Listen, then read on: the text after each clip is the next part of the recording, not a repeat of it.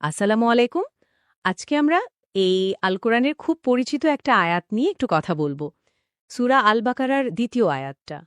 আয়াতটা হলো জালিকাল কিতাবু লা রাইবা ফিহ হুদাল্লিল মুত্তাকিন।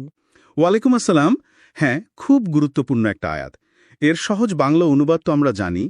এই সেই কিতাব যাতে কোনো সন্দেহ নেই, এটা মুত্তাকিদের জন্য পথপ্রদর্শক।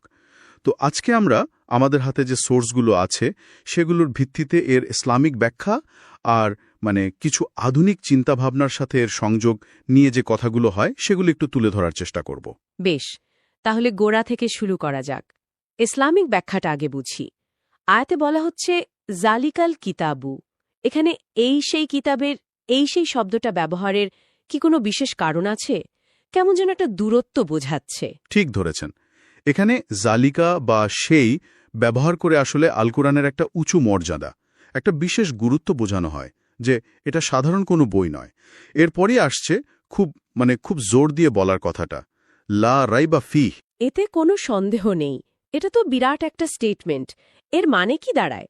মানে কিসের সন্দেহ নেই বলা হচ্ছে? এর মূল অর্থ হল, যেহেতু এটা আল্লাহর বাণী হিসেবে বিশ্বাস করা হয়, সেহেতু এতে কোনো রকমের ভুল, কোনো অসঙ্গতি বা ধরুন এক কথার সাথে আরেক কথার কোনো বিরোধ নেই। এটা সম্পূর্ণ সন্দেহের ঊর্ধ্বে। মানুষের লেখা হলে যেমন ভুল থাকতে পারে, এখানে তেমনটা নেই। এটাই হলো ইসলামিক বিশ্বাসের মূল জায়গাটা। বুঝতে পারলাম। মানে কিতাবটা নির্ভুল। আচ্ছা, তাহলে এটা কাদের জন্য পথ প্রদর্শক? শেষ অংশে বলা হচ্ছে হুদান লিল মুত্তাকিন। এই মুত্তাকি আসলে কারা? মুত্তাকি শব্দটার মানে করা হয় যারা আল্লাহ সচেতন, আল্লাহ ভীরু, সাবধানী।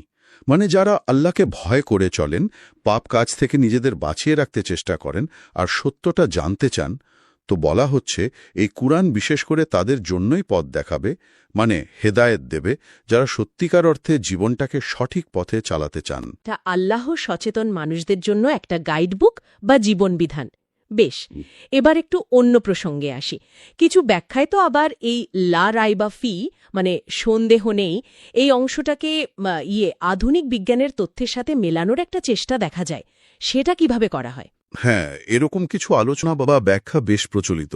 যেমন ধরুন, প্রায়ই একটা উদাহরণ দেওয়া হয় সূরা আল মুমিনুনের ১৩ আর ১৪ নম্বর আয়াত থেকে, যেখানে মানুষ সৃষ্টির ভ্রূণ তৈরির কয়েকটা ধাপের কথা বলা হয়েছে। সেখানে আলাকা আর মুদগাহ এরকম কিছু শব্দ ব্যবহার করা হয়েছে। আলাকা, মুদগা, এই শব্দগুলোর আধুনিক ব্যাখ্যাটা কিরকম? দেখুন, ব্যাখ্যাগুলো এরকম। আলাকা শব্দটার একটা অর্থ হল যা আটকে থাকে বা ঝুলে থাকে। কেউ কেউ এটাকে জরায়ুর দেয়ালে ভ্রূণের প্রাথমিক অবস্থাকে বোঝায় বলেন, যা দেখতে জমাট রক্ত বা জোকের মতো। আর মুদঘা, এটার অর্থ করা হয় চিবানো মাংসের মতো একটা গঠন। বলা হয় এটাও নাকি ভ্রূণের একটা নির্দিষ্ট পর্যায়ের সাথে মিলে যায়। তো এই ধরনের উদাহরণগুলো দিয়ে কোরআনের তথ্যের নির্ভুলতা প্রমাণের চেষ্টা করা হয়। এটা নিঃসন্দেহে একটা ইন্টারেস্টিং ব্যাখ্যা। আচ্ছা, আর আয়াতের শেষ অংশটা হুদাল্লিল মুত্তাকিন, মুত্তাকিদের জন্য পথপ্রদর্শক, এটার সাথে বাস্তব জীবনের বা ধরুন বিজ্ঞানের অন্য শাখার কোনো সংযোগ দেখানো হয় কি? হ্যাঁ, দেখানো হয়। এখানে হেদায়েত বা পথ নির্দেশকে শুধু আধ্যাত্মিক ব্যাপার হিসেবে না দেখে একটা পূর্ণাঙ্গ জীবনবিধান হিসেবে দেখা হয়। যেমন ধরুন, মানসিক স্বাস্থ্যের কথা যদি বলি, কোরআনে ধৈর্য ধরা, চিন্তা করা, রাগ কমানো, এই বিষয়গুলোতে জোর দেওয়া হয়েছে। এগুলো তো আধুনিক মনোবিজ্ঞানেও খুব গুরুত্বপূর্ণ, তাই না? সুস্থ থাকার জন্য। ঠিক।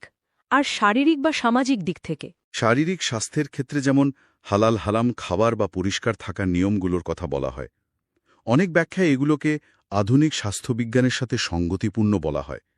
একইভাবে সামাজিক জীবনের সত্য কথা বলা, অন্যের নিন্দা না করা, ন্যায় বিচার করা, এই বিষয়গুলো তো সমাজবিজ্ঞানের দৃষ্টিতে একটা সুস্থ সমাজের জন্য খুবই জরুরি উপাদান।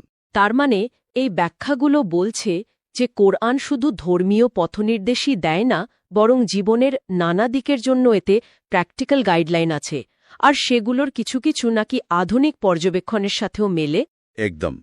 এই দৃষ্টিকোণ থেকে দেখলে আয়াতটা কুরআনকে একটা সামগ্রিক জীবন বিধান হিসাবে উপস্থাপন করে, যা বিশ্বাসীদের জীবন পরিচালনার ভিত্তি। তাহলে আজকের এই সংক্ষিপ্ত আলোচনা থেকে আমরা যা পেলাম, সূরা আল বাকারার ২য় আয়াত কোরআনের নির্ভুলতার কথা বলছে এবং ঘোষণা করছে যে এটি আল্লাহ সচেতন মানুষদের জন্য পথ প্রদর্শক।